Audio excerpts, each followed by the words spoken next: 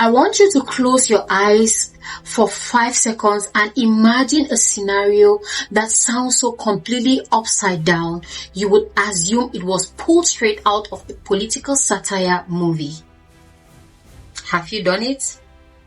Imagine a group of heavily armed men who invaded communities, displaced entire local populations, destroyed infrastructure, held innocent civilians for ransom, and turned thriving rural towns into ghost cities.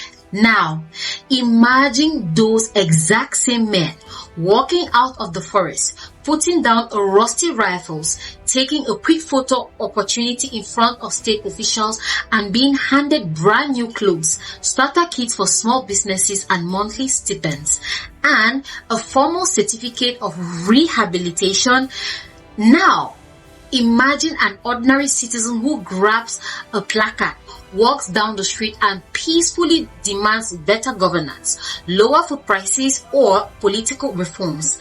That ordinary citizen is met with tear gas canisters, brutal police barricades, swift arrests, and treason charges that carry potential decades behind bars. Welcome to the baffling, paradoxical reality of state justice in modern Nigeria. Welcome back to Power and Pulse. To every single member of our unbroken, highly conscious global audience joining us tonight, thank you so much for standing unyielding with us in these digital trenches. Your subscriptions, your likes, and your relentless mental presence are the shield keeping raw, unfiltered, human-driven investigative reporting alive. So, just recently, another high-profile ceremony was held where scores of so-called repentant, violent actors, insurgents, and bandits who spent years terrorizing innocent families across northern corridors were officially processed through deradicalization campaigns and integrated right back into civilian neighborhoods. The official press release called it rehabilitation.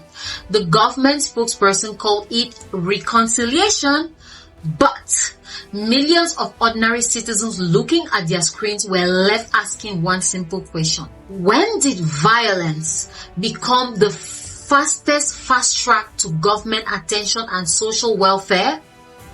Let's unpack the sheer logic behind this program, because if you analyze it for more than 2 minutes, the whole thing falls completely apart under its own absurdity.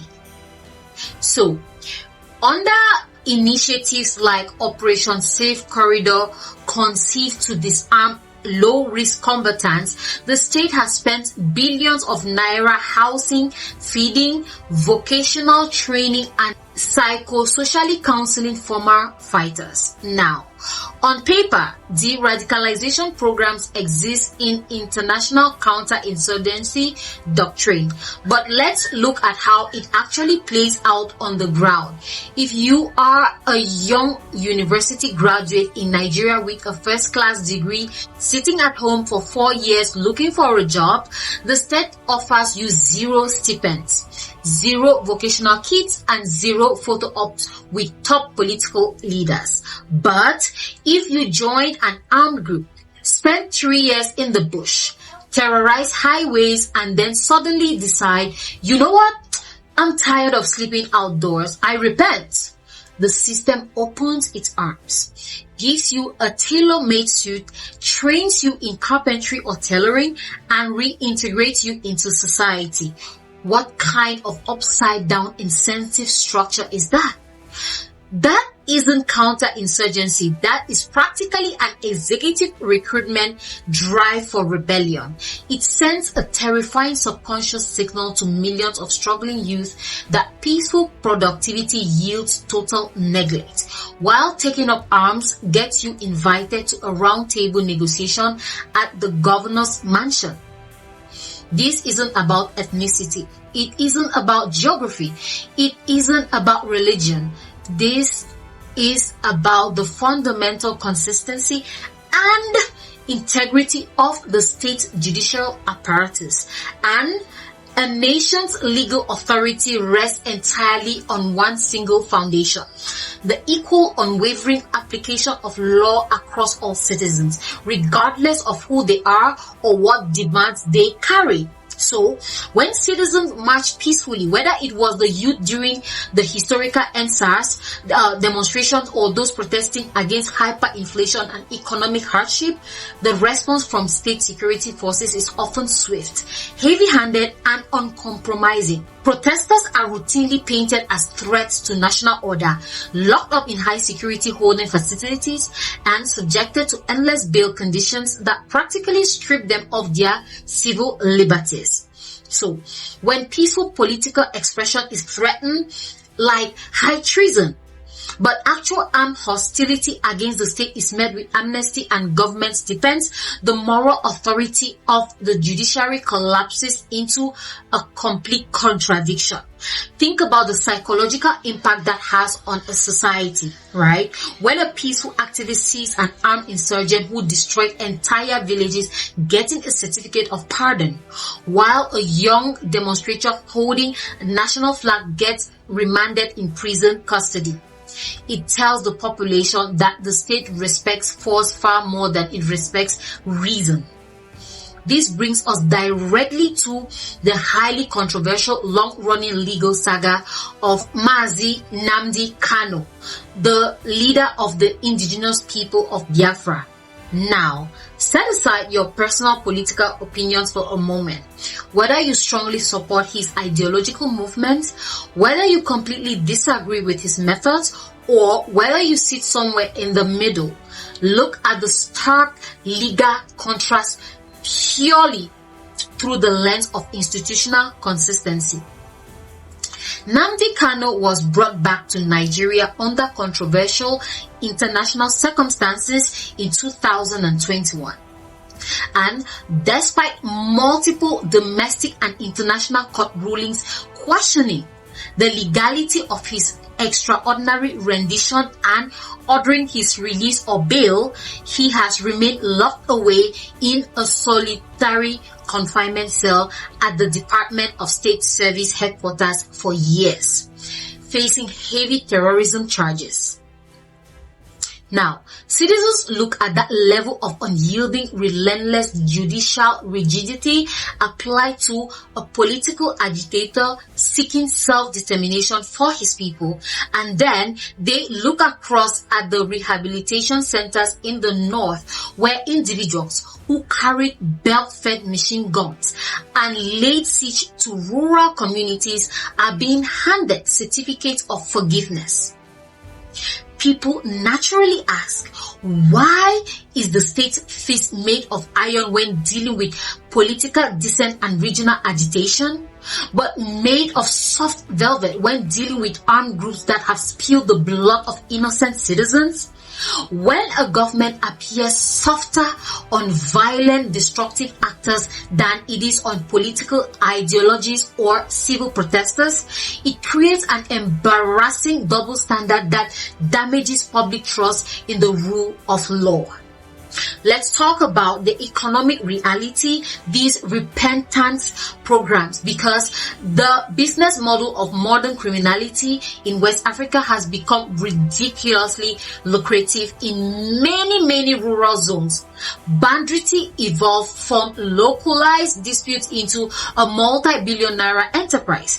Armed syndicates kidnap commuters on highways, collect massive ransoms from traumatized families, buy more weapons, and then when the military pressures get a little too hot, they suddenly announce, "We are ready for dialogue."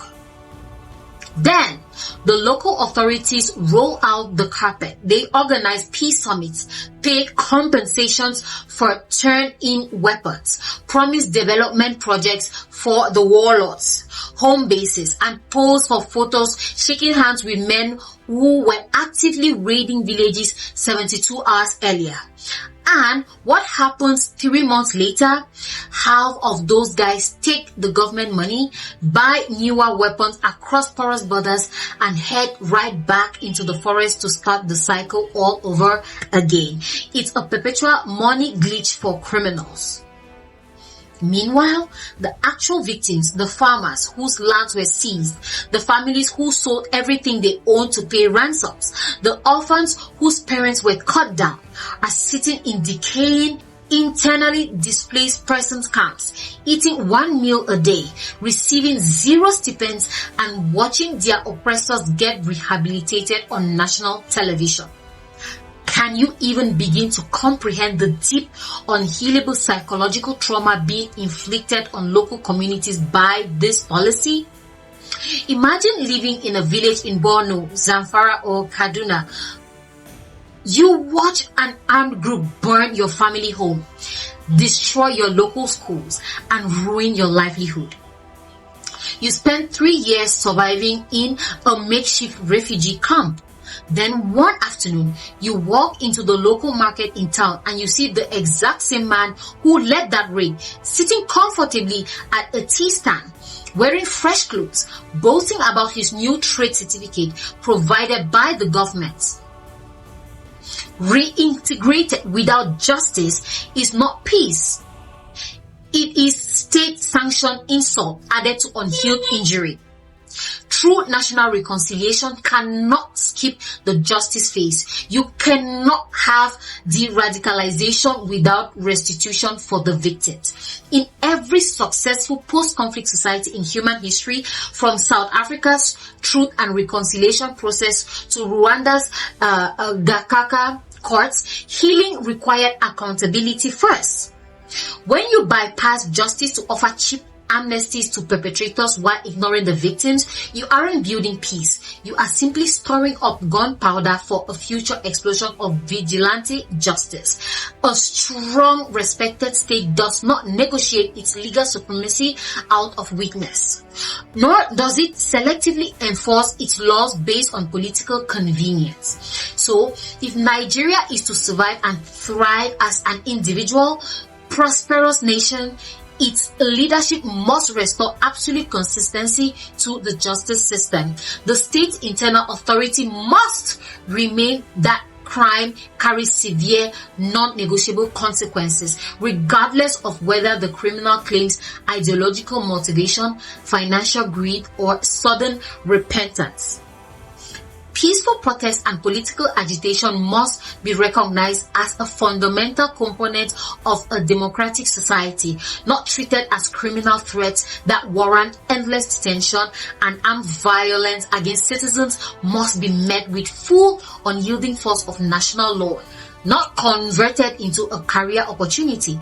So, until the government demonstrates that peaceful citizens are valued more than repentant criminals, the citizens will continue to view this rehabilitation program not as acts of mercy, but as acts of profound institutional hypocrisy. The choice facing the nation is simple: equal justice under the law for every single citizen, or an accelerating collapse of public trust that no public relations campaign can ever repair. So, the jarring contradiction between how Nigeria treats peaceful dissenters versus how it rewards repentant armed actors isn't just a political talking point. It is the central question determining whether the rule of law will survive in West Africa. So, a country cannot build a stable future when its system appears gentler towards those who carry weapons than toward those who carry ideas. I am your host Marie, and this is Power and Pulse. And before you go, don't forget to like, share, subscribe, and leave your thoughts in the comment section. Like I always say, respectfully, for more informative videos like this one. And I will see you all in the next deep dive.